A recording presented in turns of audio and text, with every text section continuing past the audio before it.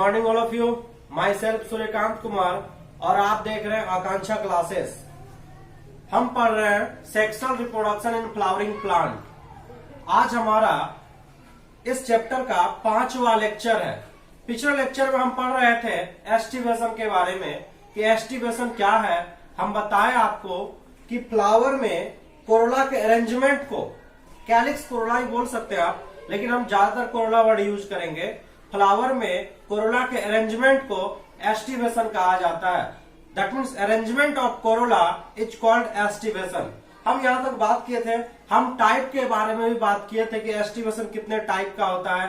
Velvet aestivation, twisted aestivation, imbricate, vexillary, quincuncial, ये सारे type के बारे में बात किए थे और वो किस टाइप का अरेंजमेंट होता है उनका, ये सभी बातों पर डिस्कस किया था। हम एग्जाम्पल नहीं बताए थे, लेकिन आपको हम फिगर में बताए थे कि अगर सिर्फ टच हो, अगर मान लीजिए कि किसी फ्लावर में पेटल सिर्फ टच है, पांचों फ्लावर में 5 पेटल होता है और पांचों पेटल क्या होगा, पांचों पेटल आपस में सिर्फ अगर टच होगा तो वो क्या कहलाता है, वेलवेट। चलिए हम देखते हैं अब डिफिनेशन डायरेक्ट एक एक करके। तो आप ध्यान दीजिए, यहां पर हम देखेंगे टाइप्स ऑफ एस्टिवेशन। पहला टाइप है वेलवेट एस्टिवेशन। वेलवेट एस्टिवेशन में क्या है, व्हेन सेपल और petal in A words just touch on another at the margin without overlapping, it is called velvet aestivation. ध्यान दीजिए क्या बता रहा है कि व्हेन सेपल और पेटल इन ए वर्ड्स, किसी वर्ड्स में जो सेपल और पेटल है वो जस्ट टच वन अनदर, सिर्फ एक दूसरे को टच किया हुआ है, एट द मार्जिन, किनारे की ओर, वह किनारे की ओर, यहां देखिए ना, ये किनारे की ओर क्या एक दूसरे को टच किया हुआ है, जस्ट टच किया हुआ है, at the margin without overlapping, बिना ओवरलैपिंग किया हुआ, कोई एक दूसरे को ओवरलैप नहीं कर रहा। अगर इस टाइप का अरेंजमेंट हो तो इसे हम वेलवेट एस्टिवेशन कहते हैं। आपको ऐसा एग्जांपल कैलोट्रोपिस में देखने को मिलेगा। मदार के प्लांट में, हम अपने लैंग्वेज में मदार का प्लांट कहते हैं। तो ऐसे प्लांट में जो फ्लावर होगा, उस फ्लावर का जो पेटल्स का जो अरेंजमेंट होगा, वो पेटल्स वेलवेट एस्टिवेशन में देखने को मिलेगा हमको। अब हमारा दूसरा है ट्विस्टेड एस्टिवेशन। ट्विस्टेड एस्टिवेशन में हम आपको बताएं कि हर पेटल एक दूसरे को ओवरलैप करेगा, एक दूसरे के किनारे की ओर ओवरलैप करेगा। तो क्या हुआ, if one margin of the appendage overlaps, बोल रहा है जो अपेंडेज दैट मींस पेटल्स जो है उसका वन मार्जिन ओवरलैप्स होगा that of the next one, और फिर वो दूसरे को ओवरलैप करेगा, सो ऑन, और इस तरीके से वो चलते जाएगा, एक दूसरे को ओवरलैप करते जाएगा। तो इस टाइप के एस्टिवेशन को ट्विस्टेड एस्टिवेशन कहा जाता है। और आपको ऐसा एस्टिवेशन चाइना रोज में देखने को मिल सकता है, लेडी फिंगर में और कॉटन में। ये एग्जाम्पल बहुत इंपॉर्टेंट है, आप एग्जाम्पल को अच्छे से समझिए, ध्यान से समझिए और उसको याद रखिए एग्जाम्पल, क्योंकि एग्जाम में आपको हो सकता है ये फिगर दे दे और बोले कि ये फिगर कौन सा एस्टिवेशन को शो कर रहा है, क्या ये वेलवेट है या ट्विस्टेड है या इम्ब्रिकेट है या कोई भी, पांचों में से कोई भी दे सकता है। तो अगर फिगर दे और उस फिगर का नाम पूछ दे, या आपको क्या है कि नाम दे दे और आपको बोले उस टाइप का फिगर बनाना, आपको वेलवेट एस्टिवेशन का चित्र बनाइए या ट्विस्टेड एस्टिवेशन का चित्र बनाइए, तो आपको बनाना है। तो आप बहुत कंसंट्रेट करके दिल से पढ़िए, दिमाग से नहीं पढ़िए। आप अपना दिल अंदर में फीलिंग आना चाहिए पढ़ाई का, तभी क्लियर होगा हमारा। जब मन करे पढ़ने का तब पढ़िए, हमेशा मत पढ़िए। आपका जब इच्छा हो तब पढ़िए, लेकिन जब भी पढ़िए आधा घंटा पढ़िए, 5 मिनट पढ़िए, लेकिन दिल से पढ़िए। ऐसे जबरदस्ती पढ़ने का नहीं है, ये आराम से पढ़िए। चलिए, तो आप इस चीज को पहले नोट कीजिए, फिर हम बताएंगे वेलवेट, ट्विस्टेड, उसके बाद इम्ब्रिकेट के बारे में। इसको पहले नोट कर लीजिए। चलिए हम तीसरा टाइप देखते हैं। हमारा तीसरा टाइप है इम्ब्रिकेट एस्टिवेशन। इम्ब्रिकेट एस्टिवेशन में क्या बोल रहा है, ध्यान दीजिए। इफ ए फ्लावर, अगर एक फ्लावर में वन पेटल इज आउटसाइड, बता रहा है एक फ्लावर में एक पेटल सबसे बाहर होगा, आउटसाइड होगा, one petal is outside and one petal is inner side, एक पेटल सबसे बाहर होगा, एक पेटल सबसे अंदर होगा, and other petal are overlaps to each other, और वो दोनों को छोड़कर सारे पेटल्स एक दूसरे पर ओवरलैप्स होगा, it is called imbricate aestivation. ध्यान दीजिए, बताया जा रहा है कि अगर किसी फ्लावर में जो कोरोला का अरेंजमेंट होगा, कोरोला के यूनिट को पेटल कहते हैं और अगर पेटल, एक पेटल सबसे बाहर, ध्यान दीजिए, ये पेटल जो आप देख रहे हैं ये आउटसाइड है, और ये पेटल जो आप देख रहे हैं ये इनर साइड है। ये किसी को ओवरलैप नहीं किया हुआ है, ये सबसे अंदर और ये सबसे बाहर है। उसके बाद इसको देखिए, ये इधर ओवरलैप हुआ है और ये ओवरलैप किया है, इस साइड से ओवरलैप किया है, इस साइड से ओवरलैप हुआ है। इसको देखिए ओवरलैप हुआ है और ये ओवरलैप किया हुआ है। दैट मीन्स कि एक आउटर साइड और एक इनर साइड, बाद बाकी सब ओवरलैप किया हुआ है। तो अगर इस टाइप का अरेंजमेंट आपको देखने को मिले तो ये इम्ब्रिकेट एस्टिवेशन कहलाता है। और ऐसा एग्जाम्पल आपको केसिया और गुलमोहर के फ्लावर में देखने को मिल जाएगा। चलिए, हमारा चौथा टाइप है वैक्सिलरी एस्टिवेशन। वैक्सिलरी एस्टिवेशन क्या है, इसको हम समझते हैं डेफिनेशन के अनुसार। लिखा हुआ इन पी एंड बीन, आपको मटर में और बीन में, मटर और बीन के फ्लावर में देखने को मिलेगा in pea and bean flowers there are 5 petals. बताया जा रहा है कि पी में और बीन के फ्लावर में आपको 5 पेटल्स देखने को मिलेगा। द लार्जेस्ट पेटल जिसे हम वैक्सिलम कहते हैं, ओवरलैप्स द 2 लैटरल पेटल। ध्यान दीजिए, सबसे पहली बात बताया जा रहा है कि मान लीजिए हम पी का एक फ्लावर का फिगर बना रहे हैं, तो बता रहे हैं कि लार्जेस्ट पेटल होता है इस टाइप का, एक ये पेटल और ये फ्यूज होकर एक ये और पेटल बना दिया, 2 पेटल। ये लार्जेस्ट पेटल है, ये दोनों लार्जेस्ट पेटल, इसे हम वैक्सिलम के नाम से जानते हैं। ये क्या है, वैक्सिलम, वैक्सिलम है। क्या बता रहा है कि द लार्जेस्ट पेटल यानी vexillum overlaps the 2 lateral petal, ये 2 लैटरल पेटल को ओवरलैप्स किया हुआ है। दैट मीन्स यहां पर 2 लैटरल पेटल है इस टाइप का, इसको ओवरलैप किया हुआ है। कौन ओवरलैप किया हुआ, वैक्सिलम ओवरलैप किया हुआ किसको, लैटरल पेटल को। ये दोनों लैटरल साइड में, तो लैटरल पेटल है, इसे हम विंग्स कहते हैं। लैटरल पेटल को विंग्स कहा जाता है। ये क्या है, विंग्स। यहां लिखा होगा कि ध्यान दीजिए, द लार्जेस्ट पेटल यानी vexillum overlaps the 2 lateral petal, that means wings. Wings को यह ओवरलैप किया हुआ है, विच इन टर्न ओवरलैप्स, और ये दोनों ओवरलैप्स किया हुआ स्मॉलेस्ट एंटेरियर पेटल। आपको एंटेरियर साइड में स्मॉलेस्ट पेटल देखने को मिल जाएगा यहां पर इस टाइप का, और ये दोनों आपस में फ्यूज्ड होता है। तो आपको यहाँ एंटेरियर साइड में आगे की ओर 2 पेटल देखने को मिलेगा, जिसे हम किल के नाम से जानते हैं। ये क्या है, किल है, ये किल है, keel. This type of aestivation is called vexillary aestivation. और इस टाइप का अगर आपको पेटल्स का अरेंजमेंट देखने को मिले, इस टाइप का एस्टिवेशन देखने को मिले, तो ये क्या कहलाता है, वैक्सिलरी एस्टिवेशन कहलाता है। आप समझ चुके हैं। तो हमारा यहाँ पर ध्यान दीजिए, ये जो हमारा लार्जेस्ट पेटल है, यहाँ 2 पेटल है और दोनों पेटल आपस में ऊपर की ओर जाके फ्यूज हो चुका है। उसके बाद लेटरल साइड में ये दोनों फ्री है, ये दोनों फ्यूज नहीं हुआ है। लेटरल साइड में जो 2 पेटल ऐसे विंग्स का, तो नीचे में जो 2 पेटल है ये दोनों फ्यूज हो चुका है, ये किल कहलाता है।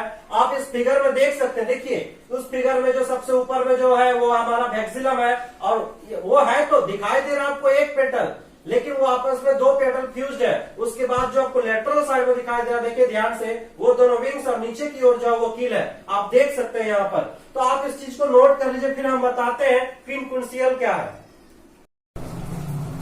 चलिए हम 5वां टाइप देखते हैं एस्टिवेशन का, क्विनक्विंसियल एस्टिवेशन। लिखा हुआ है when 2 petals are inner, 2 petals सबसे अंदर होगा, एंड 2 पेटल्स और outer side, 2 petals outer side होगा, एंड 1 पेटल्स इज ओवरलैप्स, और एक पेटल जो है वो ओवरलैप्स होगा। This type of aestivation is called quincuncial aestivation. ध्यान दीजिए, ये देखिए, ये पेटल सबसे बाहर है और ये पेटल सबसे बाहर है। 2 पेटल सबसे बाहर, ये पेटल और ये पेटल सबसे अंदर, और ये जो पेटल देख रहे हैं आप, ये ओवरलैप्स किया हुआ है। ये क्या हुआ है, ये इसके ऊपर ओवरलैप्स है और ये यहाँ ओवरलैप्स किया हुआ है। तो इस टाइप का अरेंजमेंट आप देख सकते हैं। और ऐसा एस्टिवेशन आपको रेननकुलस में देखने को मिलेगा, रेननकुलस के फ्लावर में देखने को मिलेगा। अब तक हम एस्टिवेशन जान चुके हैं। आप समझिए कि ये, इसको नोट कर लीजिए आप ध्यान से देखिए थोड़ा सा, कि अब तक हम देखे हैं कि जो नॉर्मली एक फ्लावर होता है, कि मान लीजिए एक फ्लावर, तो फ्लावर में हमको कितने पार्ट्स, नॉर्मली कैलिक्स हो गया, कोरोला, एंड्रोसियम एंड गाइनेसियम, 4 पार्ट्स होता है। कैलिक्स के बारे में हम बात क्या क्या किए, calyx the first words, outer most words, उसके बाद कैलिक्स के यूनिट को क्या कहते हैं, सेपल कहते हैं। अगर सेपल्स आपस में फ्यूज्ड हो तो वो गैमोसेपलस कहलाता है, अगर सेपल आपस में फ्री हो तो वो पॉलीसेपलस कहलाता है। ये सारी बातों पर डिस्कस किया था। और हम बताएंगे कि सेपल्स मेनली जो है वो नॉर्मली ग्रीन कलर के होते हैं, जबकि कोरोला क्या होता है, ये कलरफुल होता है, ब्राइटनेस कलर का होता है, ये इंसेक्ट को अट्रैक्ट करता है पॉलिनेशन के लिए। पॉलिनेशन क्या है, transfer of pollen grain from anther to stigma is called pollination. आप जानते हैं पॉलिनेशन का एजेंट बहुत सारे इंसेक्ट का पॉलिनेशन एंटेमोफिलिक कहते हैं, हवा के द्वारा पॉलिनेशन होता है एनिमोफिलिक कहते हैं, वाटर के द्वारा पॉलिनेशन होता है हाइड्रोफिलिक कहते हैं। बहुत टाइप का पॉलिनेशन है, वो हम पढ़ेंगे बाद में। और अभी ये सारे पार्ट्स पढ़ चुके हैं, अभी कैलिक्स और कोरोला हो चुका। हमारा कोरोला के बाद जब एस्टिवेशन पढ़े थे कि कोरोला के अरेंजमेंट को एस्टिवेशन कहा जाता है। एस्टिवेशन क्या है ये समझ चुके हैं। अब एस्टिवेशन कितने टाइप का तो वो हम पढ़ा चुके हैं कि एम्ब्रिकेट हो गया, हमारा वैक्सिलरी हो गया, वेलवेट हो गया, क्विंसियल हो गया, और भी कई टाइप का। जो 5 टाइप का एस्टिवेशन वो आप याद कर लीजिए और सबका एग्जांपल याद कर लीजिए। अब हम पढ़ने वाले हैं जो कैलिक्स होता है, कुछ कुछ फ्लावर में जो कैलिक्स है वो कैलिक्स मॉडिफाइड हो जाता है। मॉडिफाइड होकर लीफ बना लेता है, मॉडिफाइड होकर फीदर बना लेता है, मॉडिफाइड होकर वो दूसरे पार्ट्स बना लेता है। तो कौन से फ्लावर में जो हम देखेंगे कैलिक्स जो है कैलिक्स का मॉडिफिकेशन पढ़ेंगे। अभी देखिए और इस चीज को आप नोट कीजिए, फिर हम आपको बताते हैं नेक्स्ट पॉइंट। चलिए हम अब देखते हैं कि कैलिक्स जो है, कैलिक्स बहुत सारे फ्लावर में कैलिक्स मॉडिफाइड होकर एक नया स्ट्रक्चर का फॉर्म करता है। वो नया स्ट्रक्चर क्या क्या है हम देखते हैं। यहां पे आप देख रहे हैं सनफ्लावर। सनफ्लावर एक्चुअली में एक फ्लावर नहीं है, एक इन्फ्लोरेसेंस है। ये क्या है, इन्फ्लोरेसेंस। मतलब सनफ्लावर में जो आपको हम बताए, ये जो सनफ्लावर है, सनफ्लावर में बाहर में इस टाइप का जो अरेंजमेंट आपको देखने को मिल रहा है, तो ये टोटली एक फ्लावर नहीं है। इसमें जो बाहर में है आपको बताएं, ये जो बाहर है ये अपने आप में एक फ्लावर है। इसमें कैलिक्स कोरोला एंड्रोसियम गाइनेसियम, इसमें कैलिक्स कोरोला एंड्रोसियम गाइनेसियम, सब अपने आप में एक फ्लावर है। ये फ्लावर का ग्रुप है। हमारा जो है सनफ्लावर क्या फ्लावर का ग्रुप है, इन्फ्लोरेसेंस है।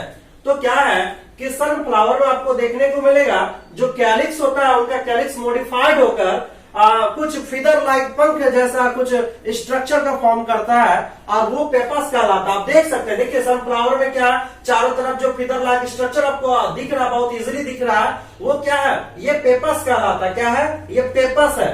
आप देखिए, चलिए ये फिदर लाइक स्ट्रक्चर है। आप मुसेंडा के फ्लावर में आप देख सकते हैं कि मुसेंडा के फ्लावर में जो ये लीफ मॉडिफाइड होकर एक बड़ा सा लीफी लाइक स्ट्रक्चर, एक पत्ती जैसा स्ट्रक्चर बना दिया।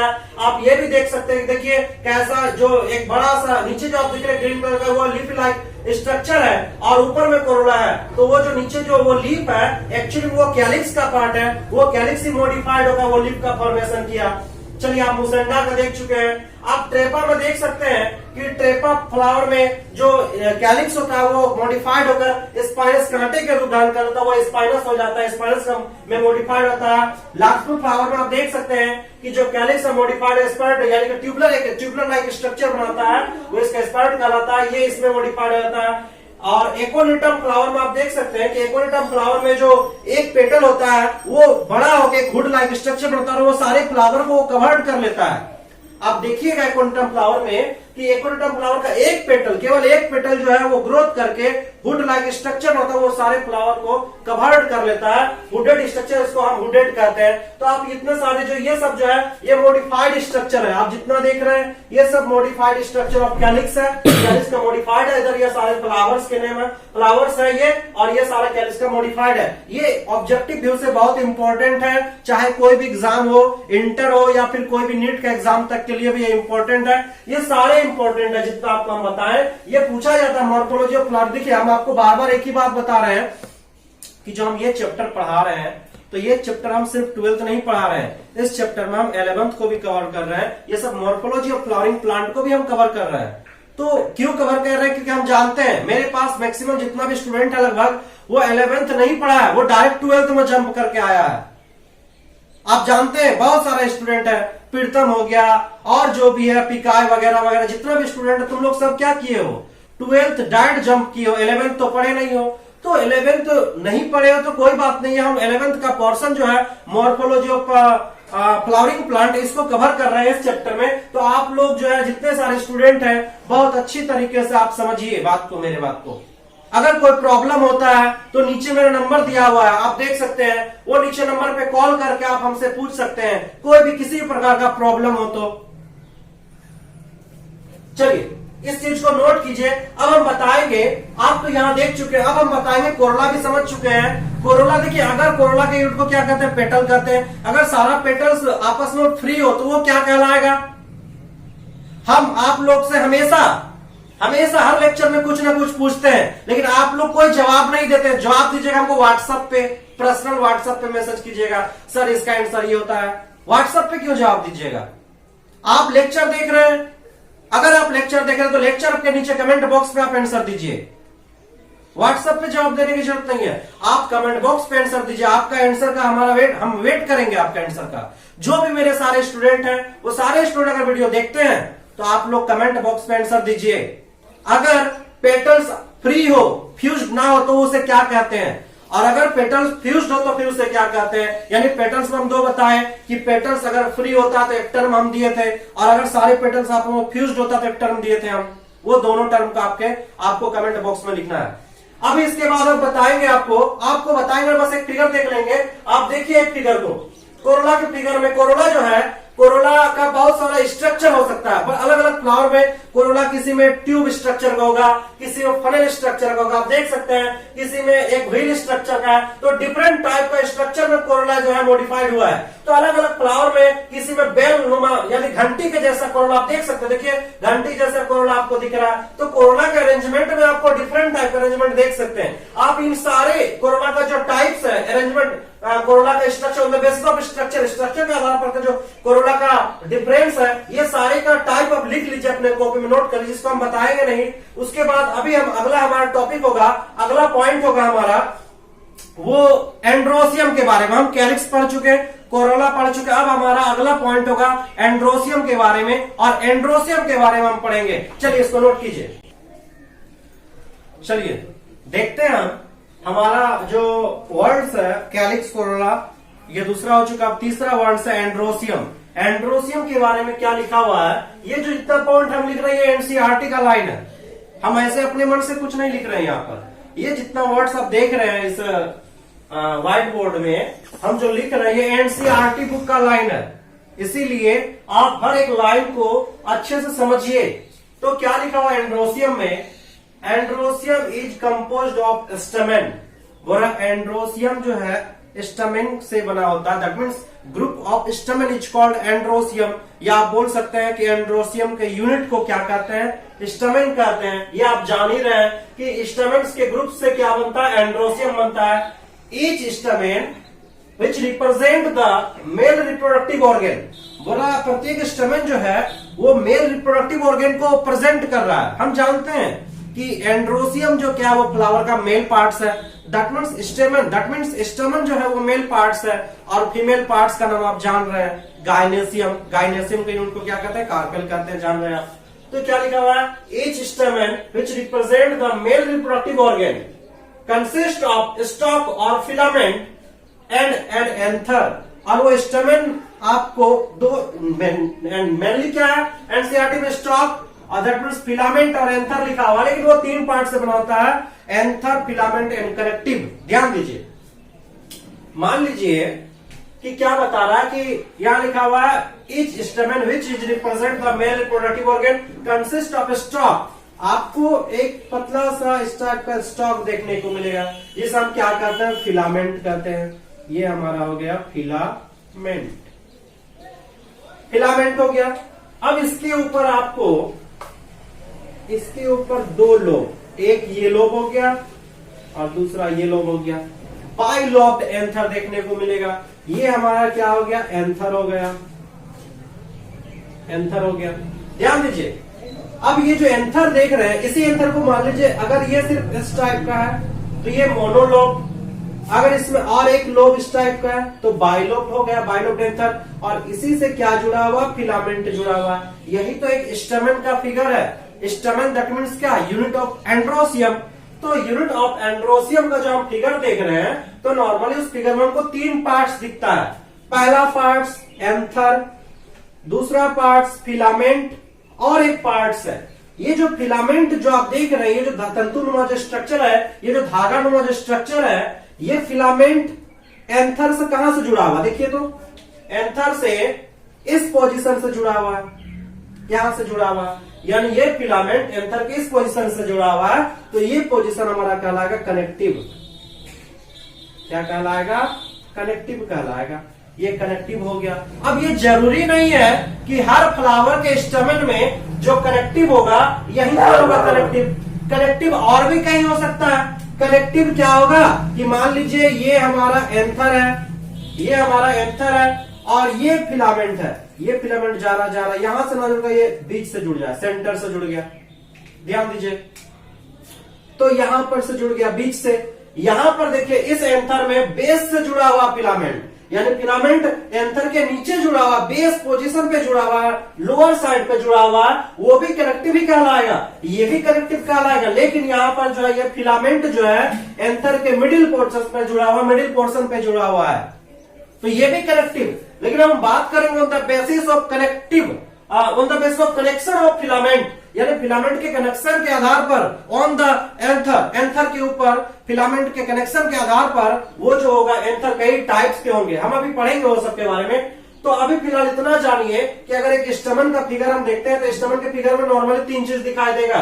एक हो गया हमारा एंथर, फिलामेंट और तीसरा क्या हो गया कनेक्टिव। ए एफ सी, ए का मतलब हो गया एंथर, एफ का मतलब हो गया फिलामेंट और सी का मतलब है कनेक्टिव। अब ये एंथर जो होगा मैक्सिमम फ्लावर में हमको कैसा एंथर देखने को मिलता है? बाइलोब्ड एंथर देखने को मिलता है। क्या लिखा हुआ ध्यान दीजिए कि यहाँ पर यहां तक हो चुका कि androecium is composed of stamen, each stamen which is represent the male reproductive organ. Stamen क्या है? मेल पार्ट है, मेल रिप्रोडक्टिव ऑर्गन है। Consist of stalk that means filament. ये जो फिलामेंट है आप इसको स्टॉक भी बोल सकते हैं, स्टॉक बोल सकते हैं। फ्लावर में जो हम नीचे देखते हैं फ्लावर में जो पकड़े हुए रहते हैं इस टाइप का, तो ये क्या है? एक स्टॉक है। इसको आप फिलामेंट के नाम भी से भी जान सकते हैं। और जो ये एंथर है, ये जो एंथर आप देख रहे हैं, ये एंथर को पॉलन सेक भी कहा जाता है। क्या कहा जाता है? Pollen sac. Pollen that means pollen grain और सेक दैट मीन्स पाउच, थैला। तो यहाँ इसी के अंदर तो पॉलन ग्रेन्स होता है, जो पॉलन ग्रेन्स होता है वो एंथर के अंदर होता है, तो इसीलिए एंथर को पॉलन सेक के नाम से भी जाना जाता है, या इसको माइक्रोस्पोरेंजिया भी आप कह सकते हैं। इसे माइक्रोस्पोरेंजिया के नाम से भी जानते हैं क्योंकि पॉलन ग्रेन्स को माइक्रोस्पोर कहा जाता है और माइक्रोस्पोर का फॉर्मेशन एंथर के अंदर होता है, इसीलिए इसे माइक्रोस्पोरेंजिया के नाम से भी जानते हैं हम। चलिए ये पॉइंट तो हम समझ चुके हैं। अब हमारा नेक्स्ट पॉइंट, इस पॉइंट पे ध्यान दीजिए, लिखा हुआ है Each anther is usually bilobed, बोल रहा है प्रत्येक एंथर नॉर्मली क्या होता है? बाइलोब्ड एंथर होता है। देख सकते हैं आप, ये इस टाइप का हमको दिख रहा है, ये हो गया हमारा बाइलोब्ड एंथर और यहां से जुड़ा हुआ हमारा फिलामेंट। तो हमारा ये एंथर कैसा है? बाइलोब्ड एंथर है। एंड ईच लोब, बोल रहा है एंड प्रत्येक लोब में, ईच लोब हैज 2 चेम्बर, और प्रत्येक लोब में 2 चेम्बर मिलेगा आपको। ध्यान दीजिए, इसको हम इरेज करते हैं थोड़ा सा। क्या बता रहा है कि एंथर हमारा होता है बाइलोब। ध्यान दीजिए, एक ये लोब हो गया और दूसरा ये लोब हो गया, बाइलोब एंथर है। ईच लोब हैज, बोल रहा प्रत्येक लोब में 2 चेम्बर, आपको 2 चेम्बर दिखाई देगा। इसमें 2 चेम्बर दिखाई देगा और इसमें 2 चेम्बर दिखाई देगा आपको। ध्यान दीजिए, each lobe has 2 chamber the pollen sac, और इसी चेम्बर को हम क्या कहते हैं? पॉलन सेक कहते हैं, पॉलन सेक कहते हैं। तो आपको एक बाइलोब्ड एंथर में कितना पॉलन सेक देखने को मिलेगा? 4, 1 2 3 4, 4 पॉलन सेक देखने को मिलेगा। और एक लोब में कितना पॉलन सेक देखने को मिलेगा? तो एक लोब में 2 पॉलन सेक देखने को मिलेगा। तो ये हमारा जो एंथर है, ये एंथर हमारा कैसा एंथर है? बाइलोब्ड एंथर है। तो ये हमारा हो गया bilobed, bilobed anther. Bilobed anther को आप डाइथिकस एंथर भी कह सकते हैं, डाइथिकस एंथर। याद रखिएगा ये बात, बाइलोब्ड एंथर को हम क्या कहते हैं, डाइथिकस एंथर कहते हैं, क्योंकि इसके प्रत्येक लोब में कितना पोलन सेक है, 2 पोलन सेक है। तो टोटल बाइलोब्ड एंथर में कितना पोलन सेक हुआ, 4 पोलन सेक हुआ। ये इंपॉर्टेंट बात है। दूसरी बात आप इस पे ध्यान दीजिए कि अगर मान लीजिए एंथर बाइलोब्ड ना हो, एक लोब का हो, अगर सिर्फ इस टाइप का हो, इस टाइप का एंथर हो, तो ऐसा एंथर आपको मालवेसी फैमिली में देखने को मिलेगा। मालवेसी फैमिली में जब आप फ्लावर देखिएगा तो उसके फ्लावर में जो स्टेमन होगा, वो स्टेमन में सिर्फ एक ही लोब होगा, वो इस टाइप का 2 लोब का स्टेमन में एंथर नहीं होगा, एक ही लोब का होगा। तो ये क्या हो गया हमारा मोनोलोब। जैसे यहाँ पर बाइलोब्ड एंथर 2 लोब था तो बाइलोब्ड, तो ये क्या हमारा हो गया मोनोलोब्ड एंथर, मोनोलोब्ड एंथर। अच्छा, आप मोनोलोब्ड एंथर को मोनोथिकस एंथर भी कह सकते हैं। आप इसे हम क्या कहेंगे, मोनोथिकस एंथर। तो आप डाइलोब्ड एंथर को डाइथिकस एंथर कह सकते हैं, मोनोलोब्ड एंथर को मोनोथिकस एंथर कह सकते हैं। अच्छा, मोनोलोब्ड एंथर में कितना पोलन सेक होगा? अगर डाइथिकस एंथर में 4 पोलन सेक है तो मोनोलोब्ड एंथर में कितना पोलन सेक होगा? ऑब्वियसली 2 ही होगा। तो आप इसके अंदर जो है 2 पोलन सेक देख सकते हैं। पोलन सेक के अंदर पोलन ग्रेन्स का फॉर्मेशन होता है, माइक्रोस्पोर का फॉर्मेशन होता है। कैसे पोलन सेक का फॉर्मेशन होता है ये हम देखेंगे, एनाटॉमी ऑफ एंथर देखेंगे। जब एंथर का टीएस काटेंगे, जब हम उसका ट्रांसवर्स सेक्शन काटेंगे तो कैसे उसमें टेप्टम क्या होता है, टेप्टम का क्या वर्क है, ये सारी बातों पे हम चर्चा करेंगे। ये हम आपको अगले वीडियो में बताएंगे। लेकिन आज हम अभी फिलहाल मॉर्फोलॉजी समझ रहे हैं स्टमन का। तो आप शायद यहां समझ चुके हैं कि each anther is usually bilobed. प्रत्येक एंथर जो होता है वो बाइलोब्ड होता है। ईच लोब हैज 2 चेंबर, और प्रत्येक लोब में 2 चेंबर होता है। वो दोनों चेंबर क्या कहलाता है? पोलन सेक कहलाता है। और उसी पोलन सेक के अंदर में आपको क्या मिल जाएगा? उसी पोलन सेक के अंदर में आपको पोलन ग्रेन्स देखने को मिल जाएगा। हम नॉर्मली पहले बोलते थे कि एंथर के अंदर पोलन ग्रेन्स होता है, लेकिन अब हम बोलेंगे एंथर के अंदर भी पोलन सेक होता है। पोलन सेक के अंदर क्या होता है? पोलन ग्रेन्स होता है। पोलन सेक के अंदर क्या होता है? पोलन ग्रेन्स होता है। ये हम समझ चुके हैं। और क्या लिखा हुआ है? ए स्ट्राइल स्टमन इज कॉल्ड स्टमिनोड। देखिए बहुत सारा ऐसा स्टमन होता है कि फ्लावर में आपको स्टमन दिख जाएगा, लेकिन हर स्टमन में पोलन ग्रेन्स हो ये जरूरी नहीं है। तो जिस स्टमन में पोलन ग्रेन्स का फॉर्मेशन नहीं होता, वो पोलन ग्रेन्स प्रोड्यूस नहीं कर पाता है, तो वैसा स्टमन स्टमिनोड कहलाता है। स्टमिनोड जैसे कि मान लीजिए कि हम लोग होता है कि कोई फीमेल बच्चे को जन्म नहीं दे पाती है, वो स्ट्राइल फीमेल कहलाती है। उसी प्रकार फ्लावर में भी जो स्टमन होता है, बहुत सारे स्टमन जो है वो पोलन ग्रेन्स किसी भी रीजन से, कोई भी रीजन हो, तो कोई भी रीजन से अगर वो पोलन ग्रेन्स का फॉर्मेशन नहीं कर पाता है, अगर एंड्रोसियम पोलन ग्रेन्स का फॉर्मेशन नहीं कर पाता है, तो वैसा स्टमन स्टमिनोड कहलाता है। क्या कहलाता है? स्टमिनोड कहलाता है। अब ये सारे चीज को नोट कर लीजिए। अब हम बताएंगे कोहेजन ऑफ स्टमन। आपको जानना, अभी आप जानिएगा कि कोहेजन ऑफ स्टमन क्या है, तो इस चीज को आप सबसे पहले नोट कर। चलिए आज हम इतना ही रखते हैं। अब हम नेक्स्ट पढ़ेंगे कोहेजन ऑफ स्टमन के बारे में, वो आपको हम नेक्स्ट वीडियो में बताएंगे। आज के लिए इतना ही, धन्यवाद।